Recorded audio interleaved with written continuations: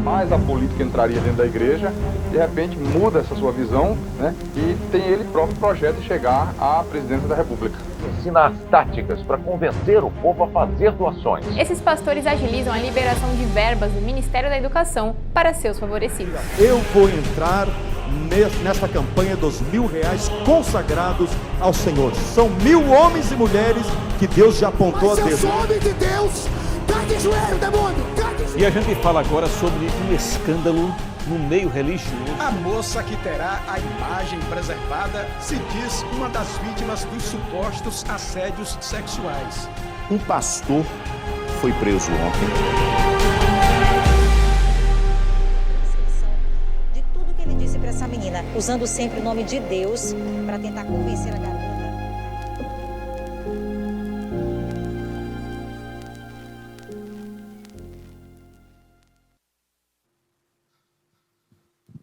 Boa noite, que bom que você está aqui, aqueles também que nos acompanham através da transmissão, sintam-se também parte desse momento. Hoje nós continuamos a nossa série de mensagens chamada Machucados pela Igreja. Estamos tratando esse assunto difícil, mas um assunto importante e urgente. De forma nenhuma essa é uma série contra a igreja, pelo contrário. Essa é uma série em favor da igreja, mas em favor da verdadeira igreja de Jesus. Porque, infelizmente, existem hoje desvios de rota. E esses desvios de rota têm produzido pessoas machucadas, pessoas que foram esmagadas, pessoas que foram drenadas, pessoas que chegam em nossa comunidade desesperadas e precisando passar por um processo de desintoxicação do mundo gospel e conhecer Jesus, o verdadeiro Jesus, e conhecer o verdadeiro Evangelho. Por isso a série de mensagens, porque essa série é sobre nós, porque apesar de sermos uma igreja imperfeita, nós desejamos ser uma igreja saudável, onde o foco realmente está em Jesus e no verdadeiro Evangelho. Então, através de todos os assuntos que estamos tratando, nós estamos olhando para dentro de nossas vidas, para o nosso próprio coração e para o nosso planejamento como igreja, porque nós queremos viver esse plano de Deus para a igreja de Jesus e como comunidade cristã. E como tem sido legal receber tantos feedbacks, testemunhos, mensagens de pessoas que têm sido impactadas, pessoas que estão sendo libertadas, pessoas que estão sendo transformadas através desses assuntos, porque nós estamos tocando nos assuntos intocáveis, porque decidimos falar sobre as nossas feridas para poder tratar essas feridas. E tem sido muito especial receber. Eu quero mostrar para vocês um desses testemunhos que recebi essa semana, dentre centenas de histórias e testemunhos, e talvez você se identifique um pouco com isso. Esse pastor disse o seguinte: tem acompanhado a série Machucados pela Igreja, e não tem como não passar um filme na mente da gente. O trauma religioso é muito difícil de lidar, pois os sentimentos afloram e vem um misto de revolta, perda de tempo. Quando Deus começou a abrir os meus olhos, eu achei que estava ficando louco, ou com algum tipo de problema mental, pois a intoxicação religiosa é muito grande nesses ambientes. Acreditava piamente que aquilo era o certo, já que não podia ter contato com outras igrejas. Acreditava e ensinava aquilo que pensava ser o certo. Quando meus olhos se abriram de fato, ficou insustentável continuar. O alarme tocou, o despertador tocou e ele acordou. Fui chamado de rebelde, de demônio, de adúltero espiritual. O pastor X inventou isso, que quando você visita outra igreja ou assiste pastores de outro ministério, você está cometendo um adultério espiritual. Esse é o tipo de coisa que está acontecendo por aí. Eu acabei de receber uma mensagem de uma pessoa agradecendo, dizendo que foram abusadas dentro de uma igreja e desacreditaram da igreja. e através de tudo aquilo que nós estamos pregando aqui na palavra de Deus, voltaram a acreditar na igreja. Essa série é sobre isso. Hoje eu gostaria de continuar tratando sobre o assunto liderança. Hoje eu quero falar com você sobre líderes narcisistas. Afinal de contas, da lista do nosso levantamento aí, do que mais machucou as pessoas dentro da igreja, nós já falamos sobre religiosidade, sobre julgamento e falta de amor, e hoje nós vamos tratar esse assunto, a liderança autoritária, que tem causado todo tipo de abuso. Abuso emocional, abuso psicológico, abuso espiritual, abuso físico e até sexual. Nós precisamos tratar esses assuntos. Afinal de contas, foi Jesus também que nos chamou a atenção para isso, porque muita gente vira e fala assim: Tiago, mas será que é necessário? Será que a gente precisa de fato expor a igreja assim? Será que a gente precisa pregar nesse tom? Deixa eu te dizer uma coisa, nós não estamos aqui para pregar aquilo que você quer ouvir ou acha que nós devemos falar. Nós estamos aqui para pregar aquilo que Jesus nos manda pregar. E veja o que Jesus disse em Mateus, capítulo 7, versículo 15, ele disse: tomem cuidado com os falsos profetas. Jesus levantou a bola. Ele disse: tomem cuidado, pois existem entre vocês falsos profetas. Veja o que disse o teólogo Sproul sobre isso. Ele disse: a maior ameaça ao povo de Deus no Antigo Testamento não foram os exércitos filisteus, assírios ou amalequitas, mas os falsos profetas dentro de seus portões. A maior ameaça do povo de Deus não foi uma ameaça externa, foi uma ameaça interna. Assim também é conosco hoje como igreja de Jesus. O maior perigo, a maior ameaça para a igreja de Jesus no Brasil não é o mundo, não é o mundanismo, é o evangelicalismo. O maior perigo, a maior ameaça que nós estamos vivendo hoje no Brasil com relação à igreja são os evangélicos. E tem muita gente que comemora quando saem aquelas pesquisas do Ibope dizendo já somos 35% de evangélicos do total da população brasileira. Gente, essa é uma péssima notícia. Sabe por quê? Porque infelizmente o evangelho que existe no Brasil é um pseudo-evangelho. Não é o verdadeiro evangelho de Cristo Jesus. E esse evangelho é o evangelho da religiosidade tóxica. E esse evangelho é extremamente perigoso e ele pode destruir o nosso país. Por isso que Deus nos livre de um país evangélico. Ah, Tiago, isso significa que toda igreja evangélica e todo evangélico não presta? Não. Nós somos evangélicos, protestantes. Mas infelizmente o meio evangélico, os evangélicos se perderam tanto quanto o catolicismo.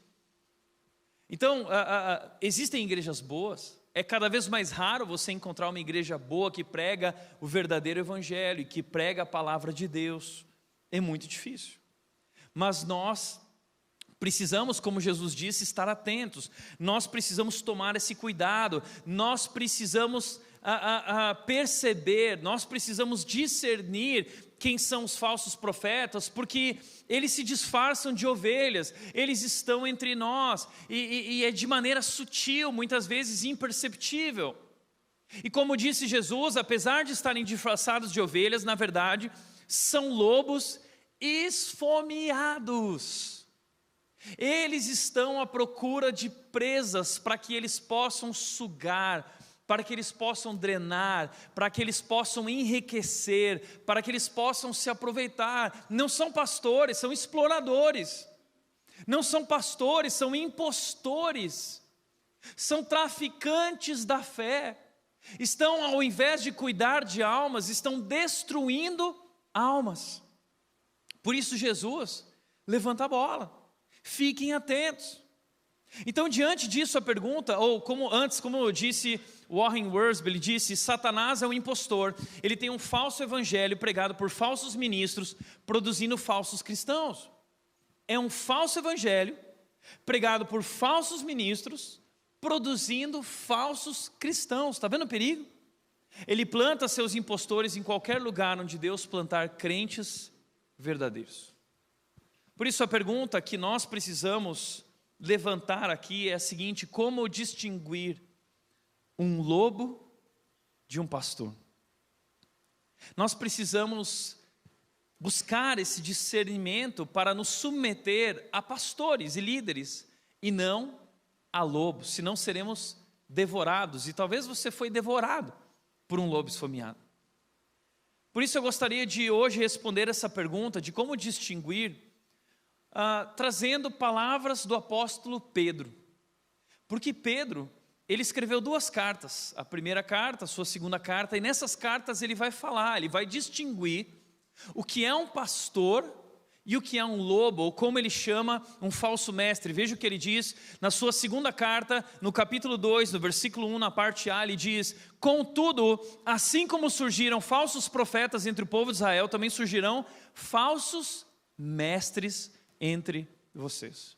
Falsos mestres, que vão ensinar coisas enganosas. Então eu quero, Pedro ele vai trazer uma lista para nós de 4 características dos falsos mestres, desses lobos, para que nós possamos reconhecê-los, distingui-los no meio da comunidade cristã. Em primeiro lugar, ele diz que eles trazem falsos ensinos. Ele continua a parte B do versículo 1, dizendo: eles ensinarão astutamente heresias destrutivas e até negarão o mestre que os resgatou, até negarão Jesus, trazendo sobre si mesmos destruição repentina. Presta atenção nisso. Eles ensinarão astutamente heresias destrutivas.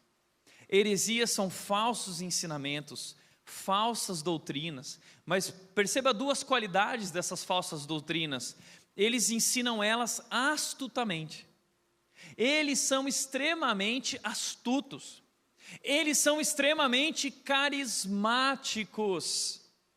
Aos lobos não falta carisma, falta caráter. Eles são astutos, mas as suas heresias, os seus falsos ensinos sutis, são altamente destrutivos.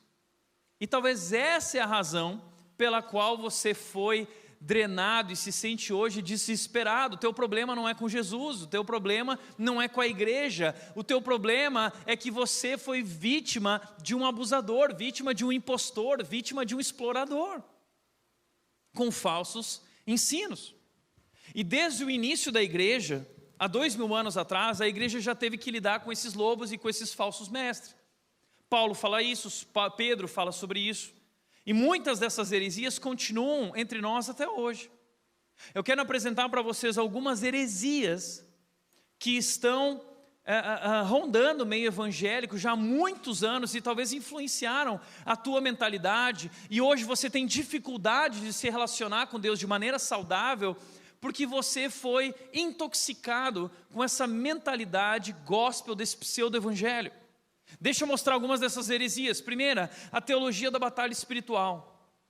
Eu lembro que na época que eu era adolescente, começou a surgir esse negócio de batalha espiritual. Oh, que legal, né? E a gente começava a procurar algumas leituras por aí que falavam a respeito dessa batalha espiritual. Dentro disso existe a maldição hereditária, dentro disso existe a confissão positiva, que diz que há poder em suas palavras. Alguns livros sobre esse assunto, algumas leituras tóxicas que foram lidas por muitos de nós, como por exemplo, Ele Veio para Libertar os Cativos, da Rebecca Brown. Ela vai contar algumas experiências místicas, assim, umas coisas meio loucas. Provavelmente ela fumou maconha antes de escrever o livro, né? Este Mundo Tenebroso, que é uma ficção que vai mostrar essa realidade do mundo espiritual, mundo invisível, onde os anjos guardiões estão lutando contra os anjos caídos, tal, e você nem conseguia dormir à noite, porque você ficava imaginando aquele mundo espiritual, o mundo tenebroso, né? Uma outra leitura, Filho do Fogo, Daniel Mastral, um ex-satanista que vai revelar os segredos ocultos do satanismo. E aí ele contava um monte de história, e várias pessoas já disseram que muitas dessas histórias eram manipuladas, mentirosas. E sabe qual é o problema com tudo isso? É porque nós passamos a dar ibope para o diabo e não para Jesus. E essa é a maior vitória do diabo. Essa é a grande missão dele. Eu lembro de uma vez que a gente estava em praça pública, lá em São Paulo, na Praça da Sé, e a gente estava fazendo evangelismo em massa, lá com o seminário. E aí a minha amiga estava pregando, usando quadro cênico, quando de repente tinha lá umas 300 pessoas paradas ouvindo o evangelho, um momento super legal, impactante, e uma grande mulher saiu do meio da multidão e parou na frente do quadro. E aí ela levantou as mãos e começou a gritar: eu amo Jesus, eu amo Jesus. E aí nós fomos até lá e falamos: moça, você pode vir aqui para o lado? E colocamos ela para o lado. Na hora que a gente colocou ela para o lado, ela virou para a multidão, ela levantou o dedo do meio, virou os olhos e começou a... Nesse momento, a multidão que estava olhando para a mensagem do evangelho fez assim, ó, pum. Todo mundo olhou para o showzinho do capeta, né? Então ali eu percebi, a estratégia do diabo qual é? É tirar o nosso foco de Jesus.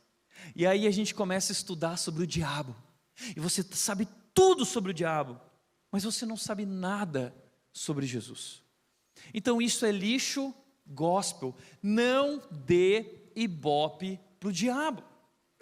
Tudo aquilo que nós precisávamos saber a respeito do diabo foi revelado a nós na palavra. Se a palavra de Deus não revelou mais do que isso, é porque não é um assunto que nos interessa. Nós temos tantas coisas para estudar e para focar, porque a gente vai ficar perdendo tempo com esse mundo oculto, misterioso, esotérico, místico, que nós não conhecemos e que sabemos que já fomos libertos através do que Jesus Cristo fez. O problema é que existem como livros como esse aqui, Bênção e Maldição, um livro que influenciou gerações aqui no Brasil, falando sobre isso. E você, se não fizer, vai ser amaldiçoado, se fizer, vai ser abençoado. E outra, como diz o Jorge Linhares, a maldição é a autorização dada ao diabo por alguém que exerce autoridade sobre outrem para causar dano à vida do amaldiçoado. Então alguém declarou para o diabo que deveria lançar uma maldição, e aí causou dano. A maldição então é tipo um encosto, né? A pessoa tem lá um encosto, alguma coisa que está bloqueando as bênçãos na vida dela, essa maldição está sobre ela. A maldição é a prova mais contundente do poder que tem as palavras. Então eles começaram a pregar essa heresia de que há poder em suas palavras, e se você ficar falando algo, aquilo vai acontecer. Por isso muita gente fica falando assim, em nome de Jesus, como se houvesse poder em nossas palavras. E desculpa, meu amigo, não há, não é sobre isso. E ele continua dizendo, há uma cadeia de maldição transmitida hereditariamente e que precisa ser quebrada num ritual de libertação. Então talvez o seu avô, seu bisavô cometeu um erro, ou alguém fez um trabalho contra ele, e essa maldição criou ali uma cadeia de maldição hereditária que foi passada para os seus pais e foi passada para você. E você não tem culpa, mas agora precisa ser feito um trabalho, uma macumba gospel, tá? Que vai resolver esse encosto aí. Então como funciona essa mentalidade tóxica? Deixa eu te mostrar, essa é uma mentalidade pagã. Essa é uma mentalidade anticristã, anti-evangelho. Que diz o quê? Ela mostra o seguinte, tá? Eu vou desenhar isso para ficar bem claro. Entre Deus e o homem, o ser humano, há um abismo, há uma maldição, a maldição do pecado. Quais são as consequências dessa maldição? A morte, a separação de Deus, estamos afastados de Deus. Mas na lógica da religiosidade, nessa lógica pagã, nós precisamos fazer algo para chamar a atenção da divindade. Nós precisamos fazer algo para merecer o favor e as bênçãos de Deus. Então, nessa mentalidade tóxica, eles dizem que você precisa fazer algum tipo de sacrifício. Você precisa fazer algo para que então você seja abençoado por Deus. E essa é a nossa mentalidade muitas vezes, né? Que eu preciso fazer algo. Então aí tem gente que faz voto, tem gente que faz promessa, tem gente que fala assim, não, porque eu vou ser um marido melhor, um pai melhor, para eu ser abençoado. Essa é a mentalidade da religiosidade, tá? E aí se você não está sendo abençoado, você fala assim, mas eu não estou recebendo as bênçãos. Então eles vão dizer o seguinte, então é um problema de batalha espiritual. O diabo está bloqueando, há uma maldição sobre a sua vida, isso que é a batalha espiritual, e agora você precisa passar por um processo de libertação, cura e libertação. Já ouviu falar de retiro de cura e libertação? Aí você vai lá para o monte não sei o que, lá para o retiro não sei o que, você fica lá 3 dias sem falar com ninguém, mas você vai passar por um processo de cura e libertação, porque o diabo lançou uma maldição e eles vão desbloquear, e aí tem campanhas que são realizadas, 12 dias de campanha do óleo ungido, a vigília dos 400 pastores, que você vai lá, encosta nos pastores e você vai ser liberto desse encosto, né? Rituais que você faz, o óleo ungido, a água de Israel, a fogueira santa, entendeu? Então sempre tem alguma coisa que você precisa fazer, e a igreja X tem a solução para a sua vida. É daí que vem também aquela ideia assim, tem que amarrar o diabo. E aí o pastor vai lá, está amarrado, você tem que amarrar. E aí você fala, porque há poder nas palavras, está amarrado. E aí o diabo, opa, né? Aliás, aqui essa semana alguém me mandou, essa é uma propaganda de Indaiatuba, vai rolar nas próximas semanas, então fique esperto, tá? Eu retirei o nome da igreja aqui, mas só para vocês entenderem como funciona, é mais ou menos assim. Atenção todo o povo de Indaiatuba, os 12 domingos do Deus que resolve. Se tem algum bloqueio, a bênção não está chegando, são 12 domingos, gente. Então a partir do domingo que vem vocês estão liberados, tá bom? E olha que legal, com a entrega gratuita da água do Deus proverá. Eu estou muito curioso para conhecer essa água do Deus proverá. Então se você for lá, traga água para mim, por favor, ou me convida para ir junto com você. Vou adorar, tá lá para a gente ver. Você está entendendo como funciona isso? Essa mentalidade, isso é uma heresia que tem destruído a vida de pessoas, afastado pessoas de Deus. Qual é a mentalidade correta, a mentalidade cristã, a mentalidade do Evangelho? Sim, existe uma maldição entre Deus e o homem, que é a maldição do pecado, que recai sobre nós por causa da desobediência de nossos pais e nossos pecados. Estamos afastados de Deus. Mas então o que nós podemos fazer para ser salvos e para ser abençoados? O que nós podemos fazer? Nada. Nada. Pois é, Tiago, mas e agora? Não tem nada que a gente possa fazer. Foi por isso que Deus tomou a iniciativa, porque não havia nada que nós pudéssemos fazer. Então Ele fez. Ele tomou a iniciativa e Ele enviou seu Filho Jesus, aqui representado por esse ser humano com a auréola, porque Jesus é Deus, e Ele é santo, e Ele é perfeito, e Ele encarnou em forma humana para fazer algo. Ele veio oferecer a Deus um sacrifício que poderia agradar a Deus, um sacrifício que poderia pagar pelos danos que foram causados por mim e por você, pelo nosso pecado. Cristo ofereceu o sacrifício porque Ele era o sacrifício perfeito, e Ele fez um sacrifício completo, um sacrifício eterno, e através do que Ele fez, as obras do diabo foram exterminadas, foram destruídas. Ele quebrou qualquer bloqueio, Ele quebrou qualquer maldição, entenda isso. A obra de Cristo Jesus na cruz foi suficiente para acabar com toda maldição. E agora, gratuitamente, por isso que é graça, através do sacrifício de Cristo, nós somos abençoados, e abençoados com uma vida abundante. Jesus disse, eu vim para que vocês tenham uma vida abundante, mas essa vida abundante não é uma vida abundante de bens materiais, não é que Jesus veio te dar carro novo, não é que Jesus veio te dar uma casa nova, Jesus Cristo veio te dar o Espírito Santo. Ele disse, eu estarei sempre com vocês, eu vou enviar o Consolador, e o Consolador é o Espírito Santo, é a presença de Deus em nós. Essa é a grande bênção, que agora a minha relação com Deus foi restaurada e eu posso adorar a Deus no meu coração. Chegou a hora em que os verdadeiros adoradores me adorarão em espírito e em verdade. Eu não preciso ir a um lugar, eu não preciso fazer um ritual, eu posso no meu coração adorar a Deus, porque agora aqueles que se arrependeram de seus pecados foram salvos e o Espírito de Deus veio habitar em nós.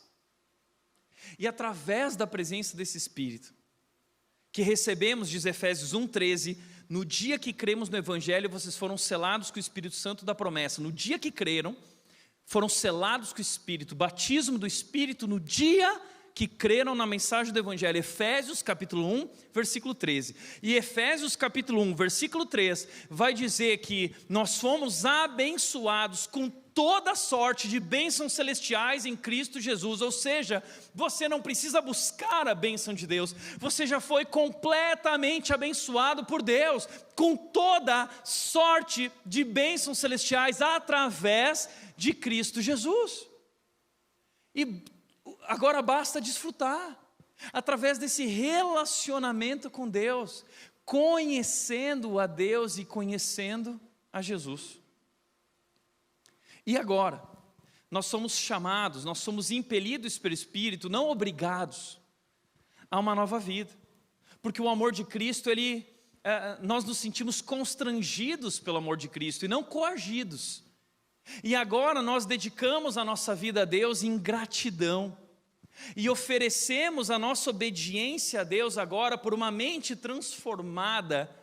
Compreendemos que faz sentido, que Deus tem um plano melhor do que aquele da vida que eu vivia, e Ele derramou sua graça, não para me deixar em meu pecado, mas para que eu viva uma novidade de vida, e uma vida abundante.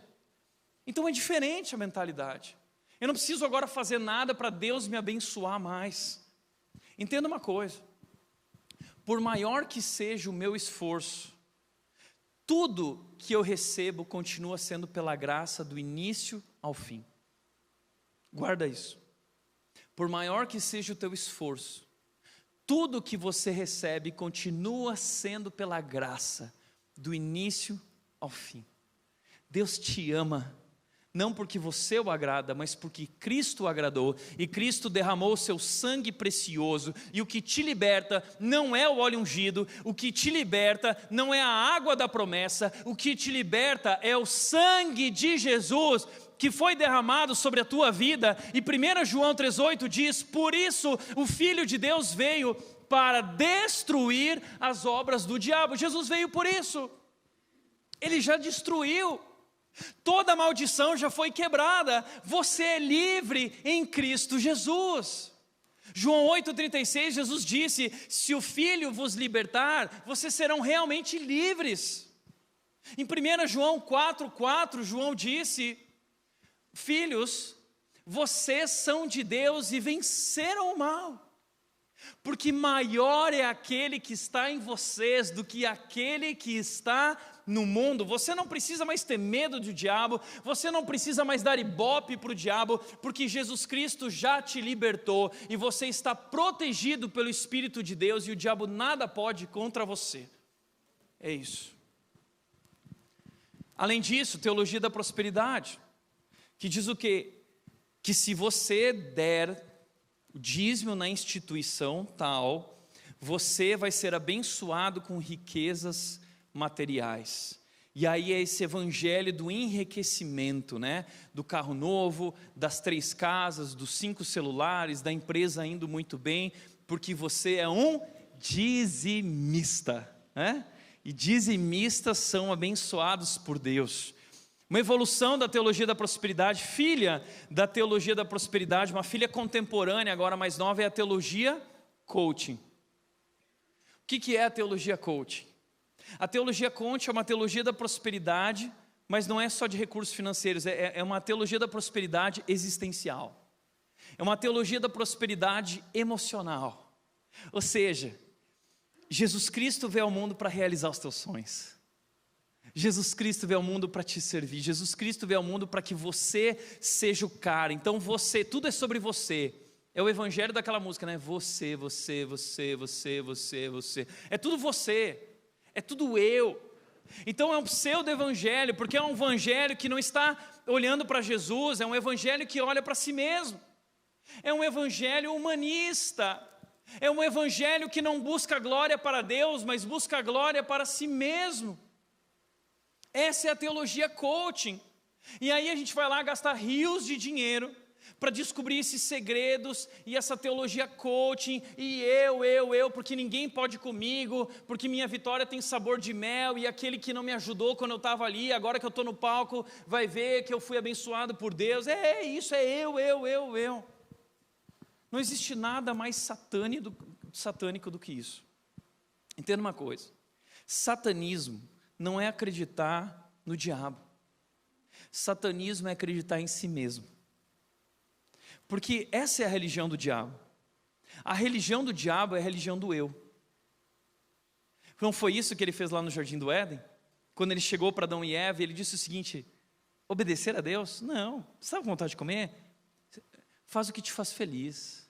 Faz o que te realiza pessoalmente. Você pode ser dono da sua própria vida. Seja mais você. Essa é a religião do diabo.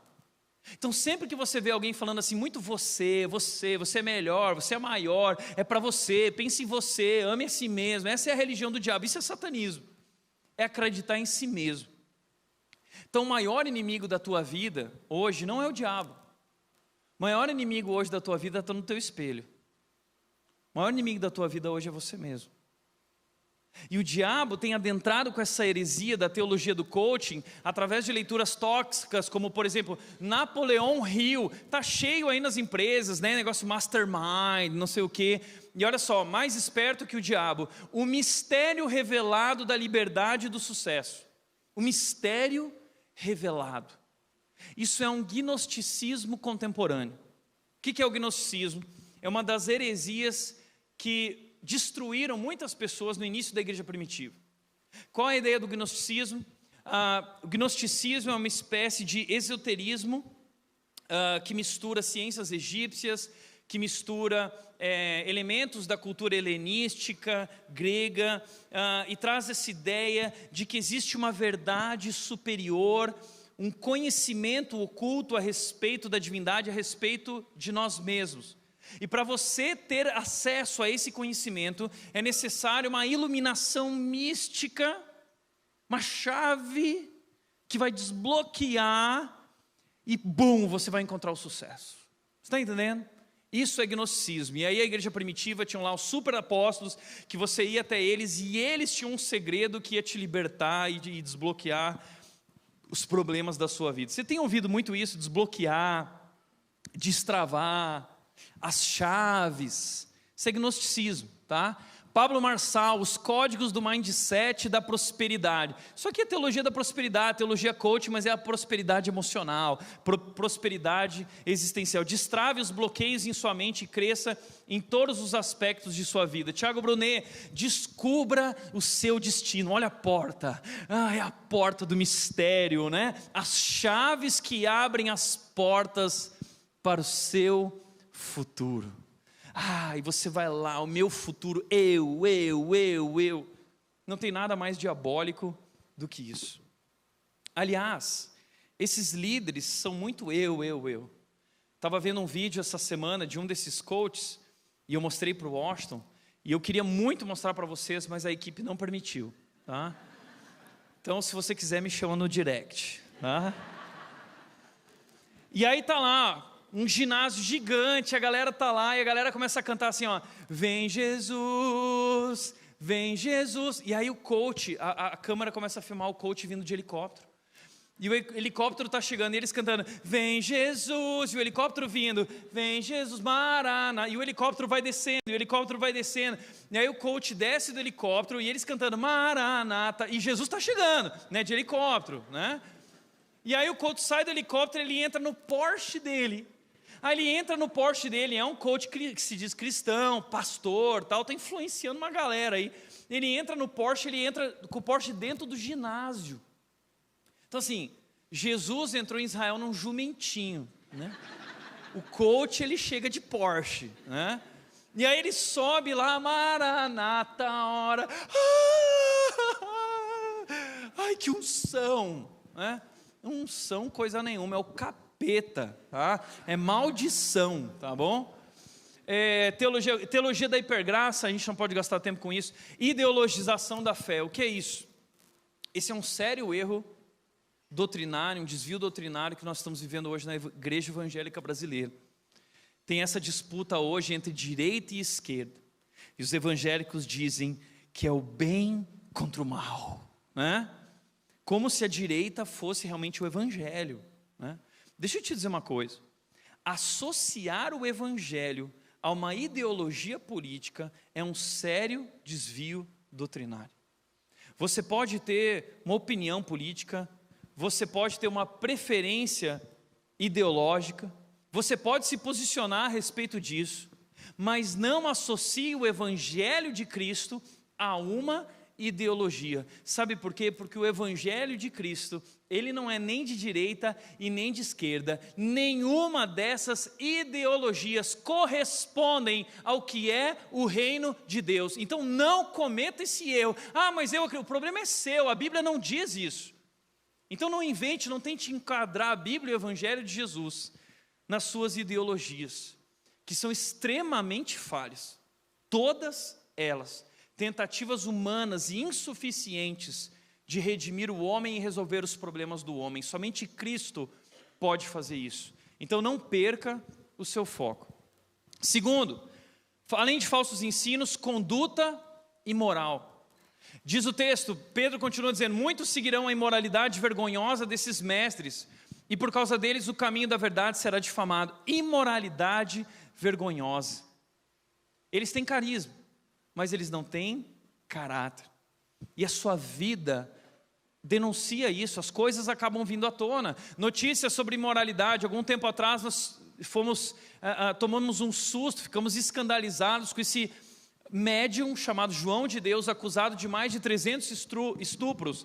Então, as pessoas conhecidas mundialmente, de vários países, artistas de Hollywood, vinham por causa do João de Deus, e as mulheres chegavam lá, e ele levava as mulheres para um quarto escuro, e ele dizia: olha, no caminho você precisa ir me apalpando.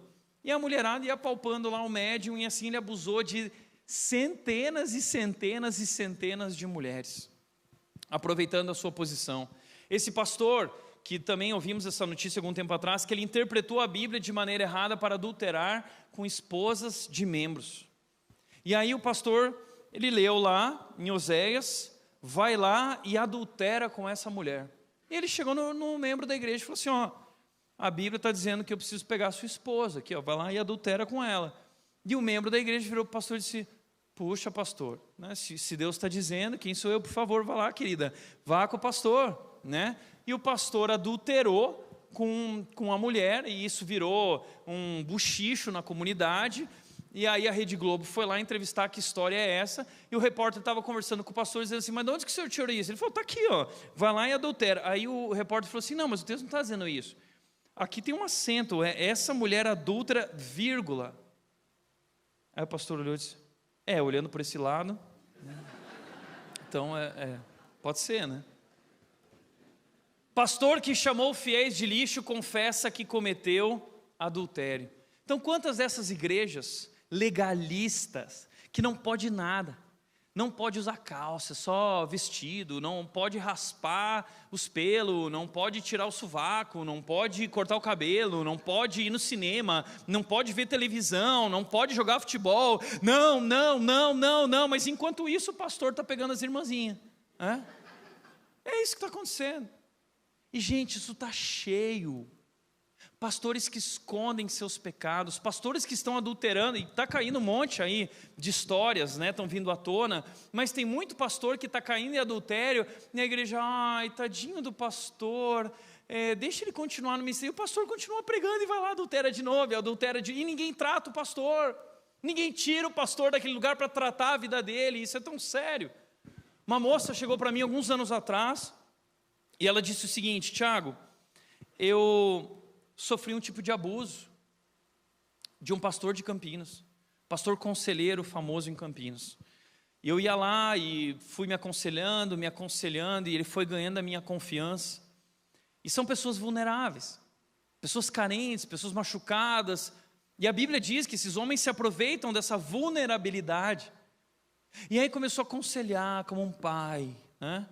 E aí virou para ela um dia e falou assim: eu sabia que existe uma troca de fluidos espirituais através do contato físico. Ela: não sabia, que legal. Eu gostaria muito de te abençoar, tá? Com essa troca de fluidos espirituais. Eu quero encher o seu tanque de fluidos espirituais, tá? E a moça caiu com o pastor, casado. O pastor não contou para a esposa. A gente precisa denunciar esse abusador urgentemente. Você está entendendo?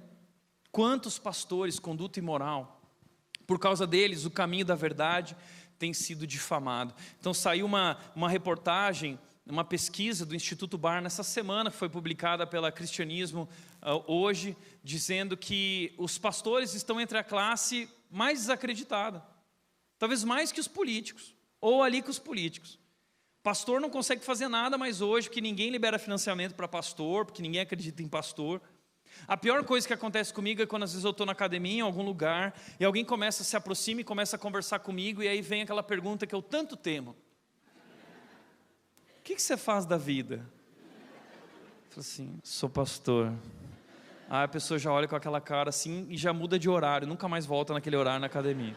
Não quer chegar perto de mim. As pessoas têm medo de pastor, porque o caminho da verdade tem sido difamado. Então a igreja está perdendo a credibilidade, os cristãos estão perdendo a credibilidade por causa dessa conduta imoral, por causa dessas posturas do meio gospel. Amor ao dinheiro é outra característica que Pedro levanta no versículo 3. Em sua ganância, eles são gananciosos, eles querem enriquecer, inventarão mentiras astutas para explorar você. São mentiras astutas, eles são muito astutos, eles têm cada uma assim que até eu caio, né? Você está lá, eles começam a gritar no microfone, e quem dá mais, e bingo, não sei o quê, e aquela loucura, né? Mas eles estão explorando, já foram condenados há muito tempo, e sua distribuição não tardará. Então eles amam o dinheiro, eles estão enriquecendo. E eu queria até mostrar uma pesquisa aqui dos pastores mais ricos do Brasil, mas eu fui proibido pela Marguinha, tá? Fui proibido pela equipe pastoral também, graças a Deus por isso, né? Mas deixa eu mostrar para vocês algumas reportagens, tá? Reportagem da Folha de São Paulo, dinheiro na Bíblia. Esse pastor e essa pastora, fundadores da Igreja X, foram detidos em 2007 ao entrar nos Estados Unidos com $56 mil escondidos em uma bolsa, na capa de uma Bíblia, um porta-CD e uma mala. Ou seja, eles colocaram o dinheiro dentro da Bíblia, tiraram as folhas da Bíblia, né, e colocaram os dólares. E entraram indevidamente com esse dinheiro escondido, sem declarar. Foram pegos pela polícia e foram presos. E foram julgados. E sabe o que aconteceu? Nada. Por que não aconteceu nada?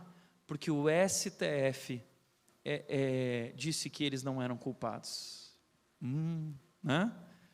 Tem muito dinheiro rolando nesse alto escalão evangélico entre políticos. Recentemente saíram áudios de pastores falando sobre isso. Gente, que Deus nos livre de um Brasil evangélico, desse evangelho estragado. Tá? Aliás, a banda Resgate, que saiu dessa igreja, certa vez perguntaram para o Zé Bruno, né? E aí, Zé, o que você tem para falar? Ele falou assim: não quero comentar isso, eu só quero dizer uma coisa. O alarme toca, o despertador toca, e acorda quem quer. Acorda quem quer. Segundo, Isto É lançou uma reportagem do Joel Austin, que é um dos principais pastores da teologia da prosperidade dos Estados Unidos, a Lakewood Church, a maior igreja americana, é uma das maiores igrejas do mundo. E diz que o encanador achou 3 milhões em parede da igreja. Ou seja, o encanador estava lá trabalhando, mexendo nos canos, de repente, bum, estourou um buraco. Tinha 3 milhões de dólares naquela parede. Imagina nas outras paredes quanto tinha. O pastor, então, estava usando as paredes da igreja para lavar dinheiro. Porque é tanto dinheiro, que eles não têm onde lavar esse dinheiro. Porque eles não podem declarar, eles não podem depositar isso no banco. É uma loucura. Eu já vi gente dizendo que chega carro forte nessas igrejas e o dinheiro sai em saco de sanito. É muito dinheiro. Pastor suspeito de golpes milionários pede dinheiro a fiéis em vídeo, saiu recentemente no Fantástico. Essa reportagem aqui, salário vazado, outra informação a respeito do pastor X que chamou a atenção do público, foi sobre o seu suposto salário como presidente da igreja X. Ele estaria recebendo cerca de R$40 mil por mês, e o salário dele talvez não é nem tanto problema, mas além disso, filhos, sobrinhos, genro, irmão, cunhado, tia, sogra, cachorro do pastor também estariam recebendo salário, gerando um custo de R$1.144.000 por ano para a igreja local. Você já viu isso?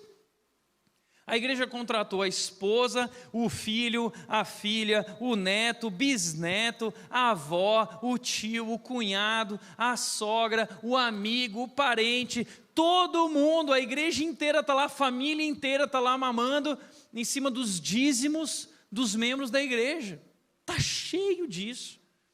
E fica atento, quando você vê a igreja que está sendo liderada pelo pai, pelo filho, pelo genro, pelo cunhado, pela esposa, é quadrilha, tá? Fica atento, é quadrilha, tá? Bom, vamos lá, amor por si mesmo, diz ele no versículo 10, tais indivíduos são orgulhosos e arrogantes e atrevem-se até a zombar de seres sobrenaturais. Deixa eu dar um parênteses sobre isso. Quando nós iniciamos a Red, eu tenho tanta preocupação com essa questão familiar, de nepotismo e tudo mais. Eu tive conversas sérias com a minha esposa, a Nath, pedindo que ela tocasse sua vida. A Nath tem a carreira dela como fotógrafa. E no começo da igreja, nós éramos ali em torno de 40, 50 pessoas, uma pequena liderança. Meu sogro e minha sogra eram líderes que começaram esse projeto da igreja. E minha sogra estava liderando o Ministério de Mulheres. Isso para mim é tão sério, que eu fui conversar com a minha sogra, que é uma mulher incrível, uma das mulheres que eu mais admiro. Por isso eu casei com a Nath, porque eu admiro muito quem é a mãe dela. Só que eu cheguei na minha sogra e eu disse o seguinte: olha, não vai cair bem para a nossa relação e para essa instituição que hajam membros da minha família, parentes próximos em cargos de liderança. Eu gostaria de construir uma igreja sem isso. Eu gostaria de te pedir de voluntariamente deixar a sua posição. E ela deixou a posição. Assim nós começamos a Igreja Red, isso para nós é sério. Mas eles são orgulhosos e arrogantes, ou seja, ninguém pode com eles, né? Eles são incríveis. Eu vi uma reportagem recentemente de um coach que levou um grupo de pessoas lá para uma alta montanha do Rio de Janeiro e botou em risco a vida de todo mundo, tiveram que acionar o resgate, os bombeiros foram lá resgatar aquele grupo de pessoas, e aí o guia foi entrevistado a respeito do coach pastor, e o guia disse: guia explica por que recusou ajudar coach em trilha no Pico dos Marins. Arrogância. Eles se colocam, esses pastores e líderes se colocam numa posição de donos da verdade toda, de inquestionáveis, intocáveis, assumindo uma postura arrogante e orgulhoso. Agora, como age um verdadeiro pastor?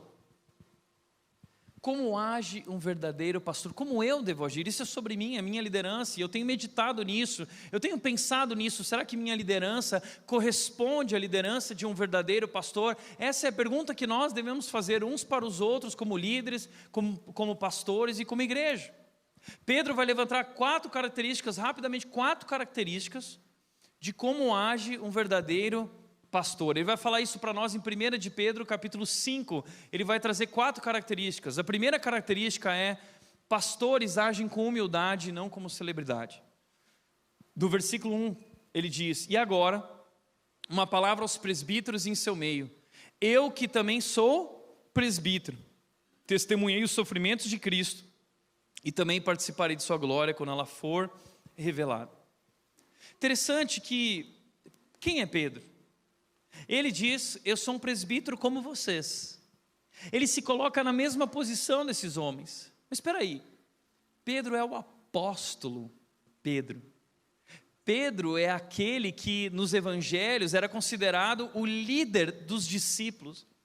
E foi a ele que Jesus dirigiu a palavra em Mateus capítulo 16, dizendo: sobre esta pedra eu vou construir minha igreja, porque Pedro é um dos líderes, é um dos responsáveis dessa igreja, porque assim que Jesus ressuscitou e voltou aos céus, após o dia de Pentecostes, durante a festa de Pentecostes, Pedro pregou para uma multidão, e uma multidão se converteu, e ali a igreja começou. Esse é Pedro. Mas Pedro agora não se projeta numa posição acima dessas pessoas. Ele se coloca como igual. Ele age com humildade. É isso. Ser pastor não é estar num posto mais elevado. Ser pastor não é ser melhor que ninguém. Ser pastor não é ter um título. Porque Pedro não usa o título de apóstolo aqui nesse momento, mas tem muito cara que está pagando caro nessas denominações aí neopentecostais, 200, 300 mil reais para receber o título de apóstolo, porque já não basta ser pastor, ele quer estar acima dos pastores. Eu sou um apóstolo, sou a ralé, eu sou um grande apóstolo. Líderes na visão da cultura do reino de Cristo, são líderes humildes. Jesus disse que liderança é serviço, e aquele, na cultura do reino de Jesus, aquele que quer ser o maior precisa ser o menor. Na cultura de Jesus, o primeiro deverá ser o último. Jesus disse: foi-me dada toda a autoridade nos céus e da terra, e depois disso ele se ajoelhou e começou a lavar os pés imundos dos discípulos. E é isso que é ser pastor. Ser pastor não é estar acima de alguém, estar abaixo de alguém. Ser pastor não é sobre empoderamento, é sobre esvaziamento. Liderança não é sobre empoderamento, liderança é sobre esvaziamento. É sobre servir, é sobre pessoas. Em segundo lugar, cuidam de pessoas e não de si mesmos. Verdadeiros pastores cuidam de pessoas e não de si mesmos. O versículo 2 diz que cuidem do rebanho que Deus lhes confiou, com disposição e não de má vontade. Não pelo que lucrarão com isso, mas pelo desejo de servir a Deus. Cuidem do rebanho, cuidem das pessoas. E olha que lindo isso, eu quero que você traga à memória uma imagem. Pedro negou Jesus, chorou amargamente. Depois que Jesus ressuscitou, diz que Jesus foi procurar Pedro, foi de cara procurar Pedro. E chegou em Pedro, eles estavam ao pé da fogueira, e Jesus pergunta o seguinte para Pedro: Pedro, tu me amas? E Pedro diz: eu te amo. Jesus diz: Pedro, tu me amas? Pedro diz: eu te amo. Pedro, tu me amas mesmo? E Pedro diz assim: é claro que eu te amo, Jesus. O que eu preciso fazer para te mostrar isso? Sabe o que eu quero que você faça? Cuide das minhas ovelhas. Apacente as minhas ovelhas. O que Pedro está fazendo aqui é mostrar que ele está cumprindo um chamado de Jesus de cuidar de pessoas. Ou seja, o ministério pastoral é um chamado para cuidar de pessoas. O ministério pastoral não é um canal para eu me autopromover ou buscar glórias para mim mesmo. O ministério pastoral não é um caminho para eu ter uma carreira de fama e de sucesso como celebridade. Não, o ministério pastoral é um chamado que eu recebo de Jesus para cuidar daquelas pessoas que Jesus ama. Por isso, pastor tem que cuidar de gente, pastor tem que cheirar ovelha.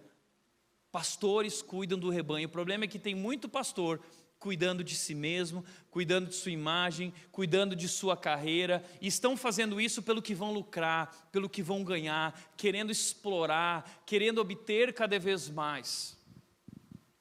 Terceiro lugar, aliás, liderança não é um posto de privilégio, liderança é um posto de serviço.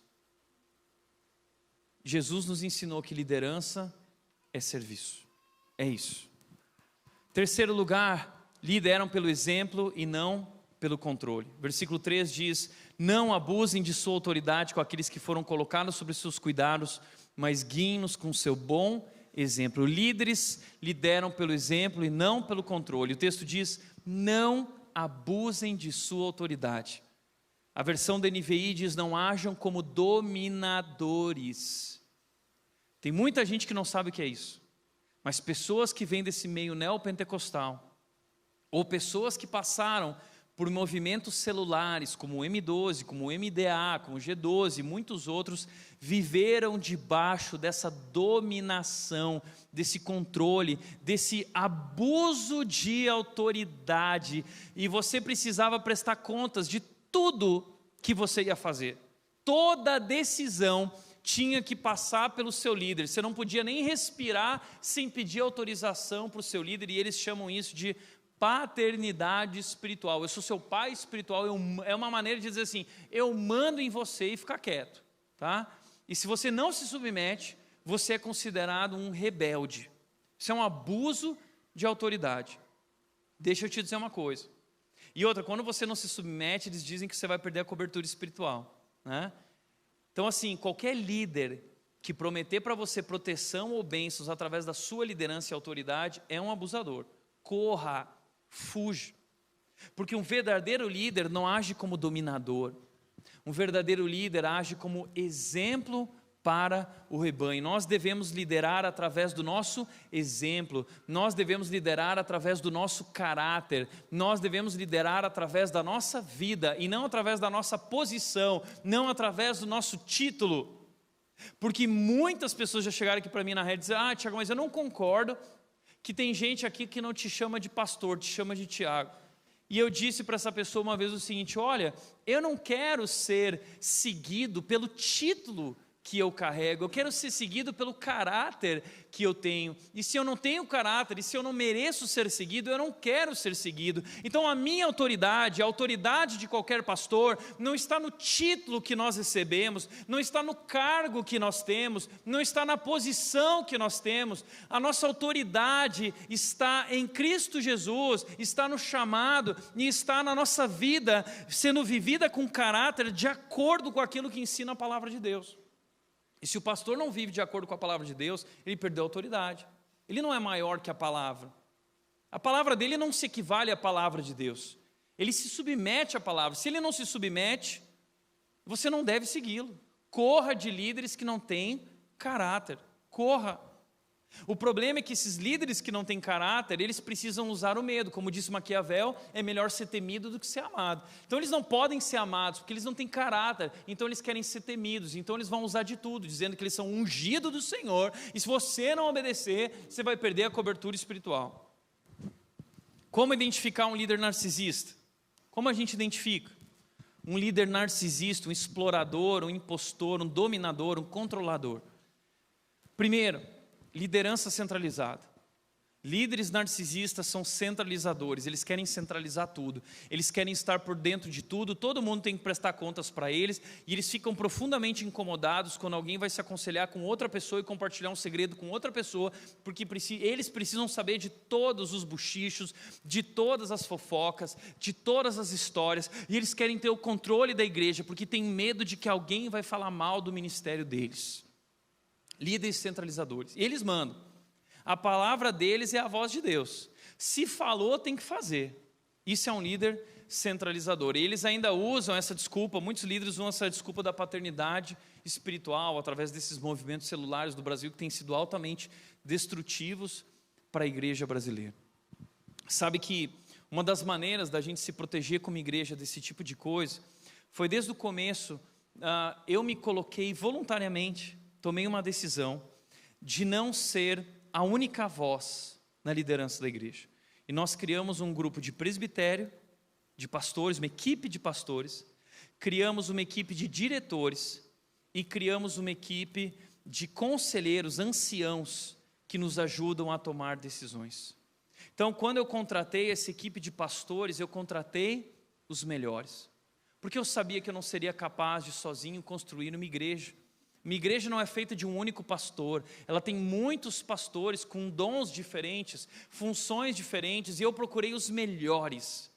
A minha estratégia foi a de Nabucodonosor, que foi atrás de Daniel, os melhores da época. Eu fui atrás dos melhores da época, aqueles que talvez muitos não enxergavam o talento, mas eu percebi que havia um grande talento, um grande potencial, que eram muito melhores do que eu, em muitas coisas. O problema é que tem muito pastor vaidoso, que não quer contratar gente muito boa, porque não quer perder o estrelado, não quer dividir a glória com ninguém. E aí contrata aquelas equipes ruins, pastor ruim. Já viu igreja com pastor ruim? Está cheio também, porque o pastor lá não quer investir em gente boa, não sei o quê. É por isso que a sua igreja, muitos pastores dizem, qual é o problema da minha igreja? O problema da sua igreja é você, né? Que é vaidoso, e a sua vaidade está destruindo a sua igreja, destruindo a sua vida e destruindo a sua família. E às vezes eu fico tão orgulhoso quando eu vejo esses caras aqui, eles vêm pregar, eles arrebentam, e aí eles estão ensinando, eles arrebentam, né? Às vezes eu estou olhando para eles assim, falando assim, de boca aberta, falando assim, caramba, como o cara é bom, eu não devia ter contratado ele. É bom demais.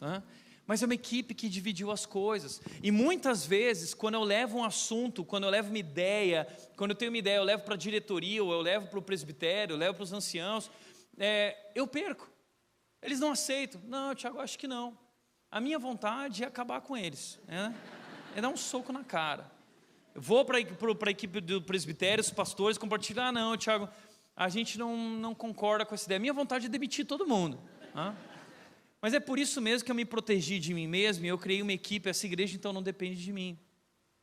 Nós precisamos descentralizar a nossa igreja, para que não dependa de uma única pessoa. Isso aumenta as chances dessa pessoa se tornar um líder narcisista, manipulador e explorador. Imposição e medo, e aí eles vão usar essa ideia da cobertura espiritual. Intolerância a crítica, né?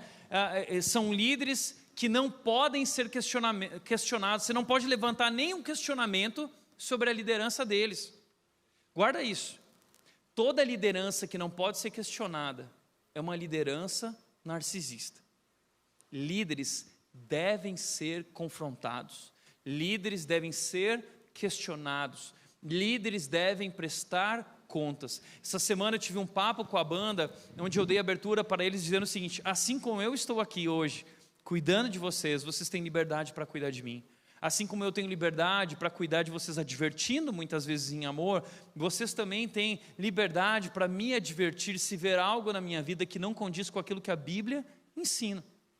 E essa mesma abertura eu quero dar para você. Você pode me advertir. Teve muita gente que me advertiu essa semana quando eu postei alguns testemunhos e escapuliu o nome lá de algumas igrejas, né? O pessoal disse: Tiago, não é bom botar o nome. Eu disse: puxa, você tem razão. Me excedi nisso aqui, me perdoa, vou corrigir e tudo mais. Como foi legal isso, né? Essa crítica com amor, sabe por quê? Porque líderes não são perfeitos, e eu sempre digo aqui que sou o pior pastor do Brasil, e muitas das críticas dirigidas a mim são verdadeiras. Então, se você for falar mal de mim, me convida para participar, porque eu sei muita coisa ruim a meu respeito. Vou adorar, a gente vai gastar horas falando mal de mim.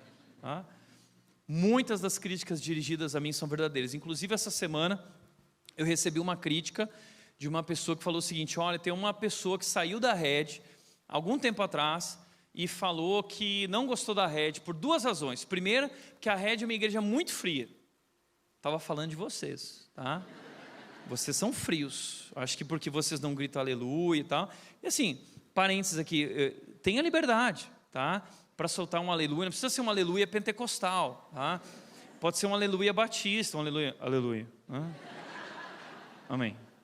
Não, tem uma liberdade, pode aplaudir, né? A gente não precisa ser tão frio assim, tá?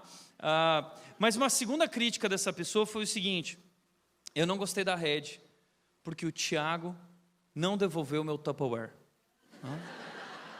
Olha, eu tomei um susto, porque eu nem lembro de quem é essa pessoa, não lembro que Tupperware foi esse, entendeu? Mas eu quero aqui publicamente pedir perdão por ter...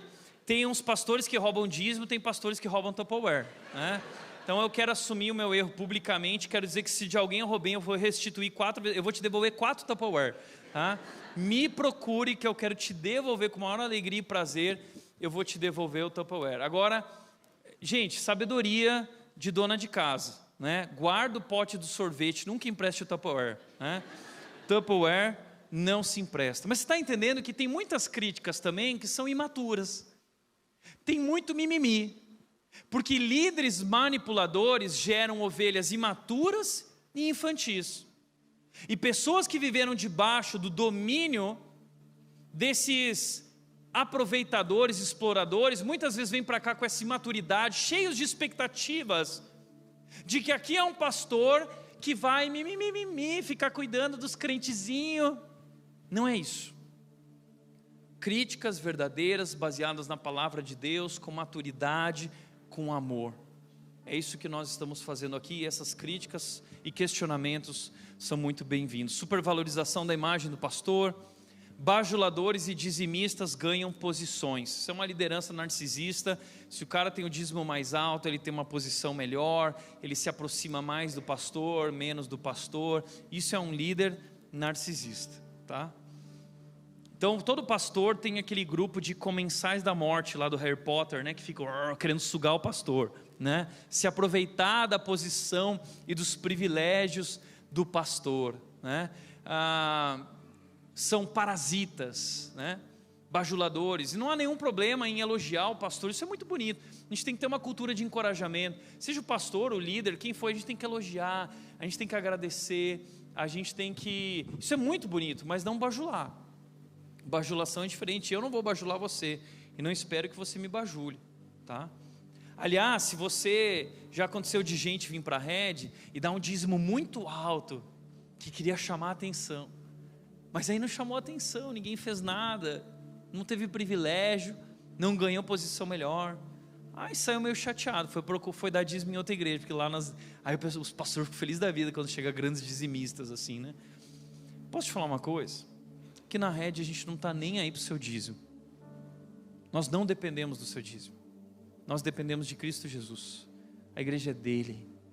E sim, nós vivemos das ofertas, que a diretoria já está, não, Thiago, não fala isso, né? Nós vivemos de ofertas, sim, mas não vamos bajular você por causa disso, tá? Agora muita gente vai dizer assim, Thiago, então não deve se submeter. Não, deve se submeter a bons líderes. Teve muita gente que postou lá no vídeo do Rios, lá do Cobertura Espiritual, dizendo o seguinte, esse pastor coach aí que diz que não tem que se submeter. Não, tem que se submeter. E o pessoal citava Hebreus 13. Mas Hebreus 13 tem um contexto. E qual é o contexto de Hebreus 13? Aliás, sujeição é um assunto bíblico. A obra da redenção é uma obra de sujeição. O Filho se sujeitou à vontade do Pai e deu a vida naquela cruz. E hoje nós como cristãos, assim como Cristo se sujeitou, somos convidados a nos sujeitarmos uns aos outros em todos os ambientes, no casamento, no trabalho, na comunidade cristã. E o grande problema, a grande confusão cósmica do mundo, a maldição do pecado, foi por causa de uma desobediência, de uma insujeição. Então sujeição é um princípio na Bíblia. Mas a quem eu devo me sujeitar? Hebreus 13, 7 diz, lembrem-se de seus líderes que ensinaram a palavra de Deus. Esse é o contexto de Hebreus. Líderes que ensinam a palavra de Deus. São esses líderes que você deve honrar, deve se submeter e deve valorizar, que ensinam a palavra. Não são manipuladores, nem abusadores e dominadores. Pensem em todo o bem que resultou da vida deles. Líderes que estão gerando bem na vida das pessoas, ainda que muitas vezes na hora com uma advertência não seja tão bom, mas que visa o bem, a verdade em amor. Sigam o seu exemplo de fé. Sigam o seu exemplo. Líderes que lideram através do exemplo, com caráter, com sua vida, demonstrando através dos seus frutos que de fato sua vida é sobre Jesus. O versículo 17 diz, obedeçam a esses líderes e façam o que eles disserem. O trabalho deles é cuidar de sua alma e disso prestarão contas. Nós vamos prestar contas. Eu vou prestar contas. Por isso a Bíblia diz, não sejam muitos entre vós mestres, porque serão julgados com maior rigor. Eu vou ser julgado, e todos os líderes e pastores serão julgados com maior rigor, porque fomos colocados nessa posição para servir, e não para usufruir. Que lindo. Esses dias eu vi uma imagem maravilhosa que me deixou muito emocionado, porque tem muitos pastores que estão deixando suas igrejas e denominações, porque foram intoxicados, foram drenados, e querem viver a verdade do Evangelho, estão vindo para a rede, e não estão vindo em busca de posição, porque a minha conversa com eles sempre é a primeira, assim, se você está em busca de uma posição, esquece, isso é um processo, é um caminho, através do seu exemplo, quem sabe você pode chegar lá. Todos aqui têm oportunidade, através de um caminho de serviço. Esses pastores, eles estão servindo no estacionamento, estão servindo na mesa de som. Esses dias eu fui lá na sala dos voluntários, na entrada da sala voluntária, estava um desses pastores, ele estava, sabe, fazendo o quê? Servindo misto quente. Ele estava lá com os negócios de misto quente aqui assim, ó, parecia o Deus do misto quente, aqui assim, ó, Thiago, quer um misto quente? Pá, né? Levando a sério aquilo, fazendo com excelência. Isso é tão lindo. É um pastor de verdade. Te admiro vocês. Estão servindo. É para isso que Jesus Cristo nos chamou, para servir, e através do nosso bom exemplo. E são líderes assim que devem ser seguidos, devem ser obedecidos. Por isso, em quarto e último lugar, para encerrar, esperam a recompensa de Jesus e não de bajuladores.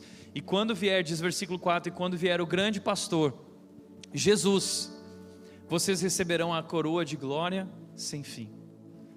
A nossa coroa de glória nós receberemos de Jesus. A glória não vem do ministério em si, apesar de que muitas vezes somos privilegiados. E eu e Cata, a gente estava conversando sobre isso hoje. A gente não quer ninguém fazendo festa surpresa para a gente, privilegiando a gente por nada. Nós queremos agradecer a Deus pela vida de vocês. Nós pastoreamos ovelhas incríveis. A Bíblia diz, deem alegria aos seus pastores. Nós nos sentimos constrangidos com o amor, o cuidado de vocês. Que igreja, os melhores membros do Brasil, tá? para refletir e praticar. Primeiro, a liderança na igreja não é um posto de privilégio, mas de serviço. Segundo, somos chamados a ser discípulos de Cristo e não de uma pessoa ou pastor. Nós queremos aqui produzir discípulos de Cristo. Terceiro, submeta-se a líderes que lideram pela palavra e pelo exemplo. Fuja de manipuladores e abusadores. Amém? Feche teus olhos.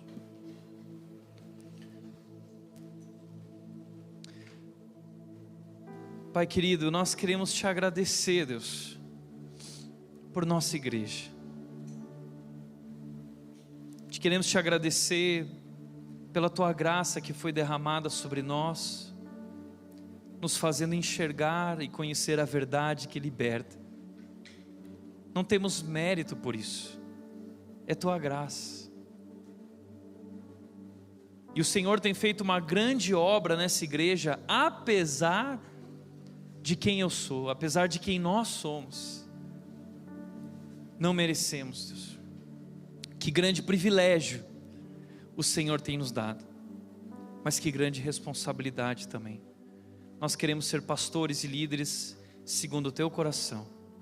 Nós queremos servir com toda a humildade, reconhecendo que somos vasos frágeis e esse poder que a tudo excede provém de ti e não de nós.